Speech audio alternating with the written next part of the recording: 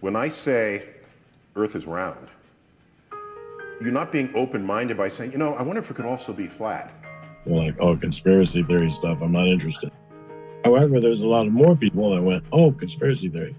Let's pay attention.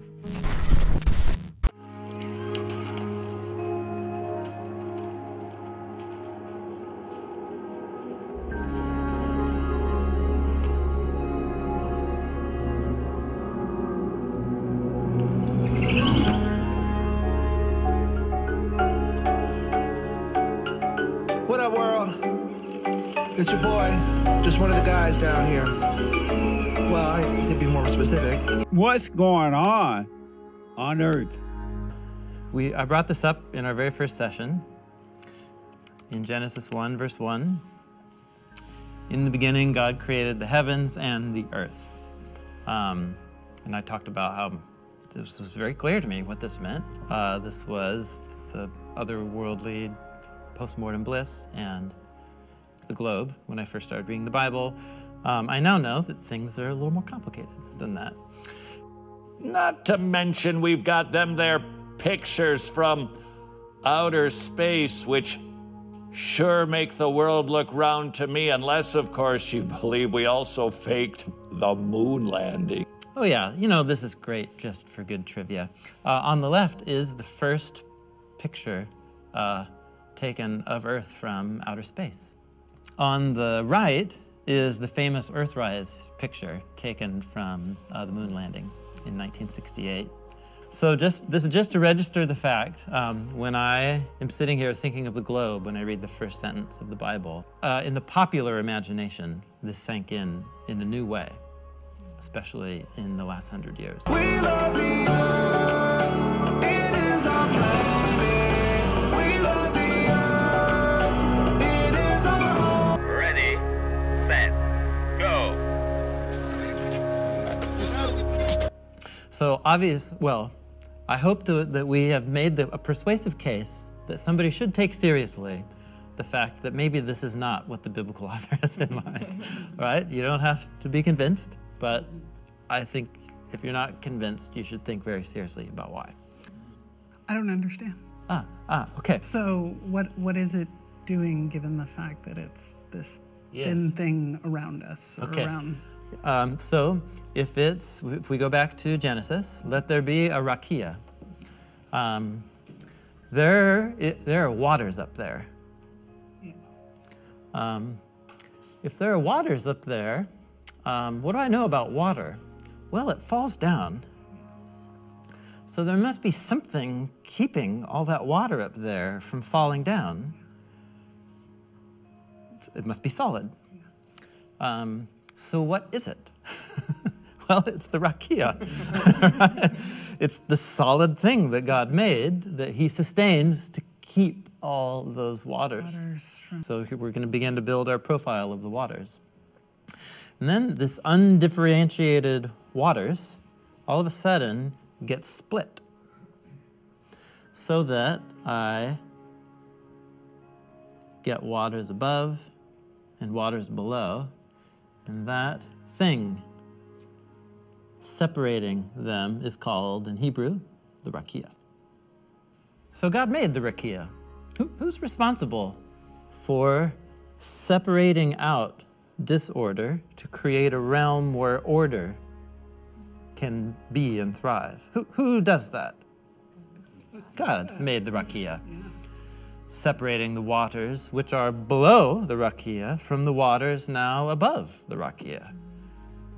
And God called the rakia heavens. So the rakia is a noun that comes from the root rakah. Rakah is a verb. So let's look at what happens when you rakah something. This is in Exodus 39. But does gold come like that? No. So you have to rakah it. Here's something we learn later in verse 20, that the birds fly against the face of the rakia. So when you look up at it, it's like they're against its surface, which it makes sense. If eretz means down here, right, you can kind of put it together. So we've got our little birds flying up here. The rakia protects or keeps together the earth within it. Yeah, it's a protective shield that creates a space where life can flourish. Yeah. Awesome. So the waters above the rakia are still there, and they're held back by God, and they were allowed to drop on one occasion, which God said, I'm not ever going to do that again. And the only thing keeping this whole thing from collapsing in on itself is something beyond it, so someone beyond it. Question? Yes. What does cosmology mean? Yes, thank you. Bless you. You're not the only one. I'm so sorry, I just charge ahead using these terms. Okay, yeah, so the cosmos is, it's a noun referring to the universe, but referring it to as an ordered reality, the ordered reality. And then cosmology, that logi, comes from the Greek word logos, which means word or account. So cosmology is giving an account of the ordered world. It's either narratives or imagery that we employ to describe the cosmos. Cosmology.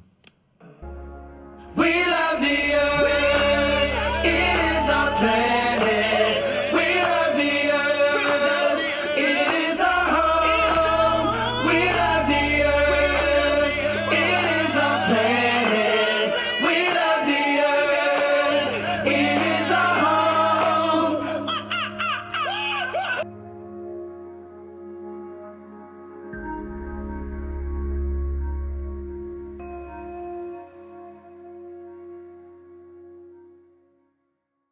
Because God's purpose is that humans rule heaven and earth as one. And if he destroys them all, that's not going to work very well. Honestly, everybody, scientists are saying that we have about 12 years to turn this environmental crisis around or we're screwed. What a mess on Earth. Don't you ask, what in the world is going on? We all were deceived. We all had the spinning ball put in our classroom from the time we were little wee tots that says on the bottom, not for educational purposes. Thanks a lot for searching that out. I appreciate that. Fisherman in the box. Fisherman in a box. In fact, were you to add to Scripture or take anything from it, would be added to you the plagues that are written in it.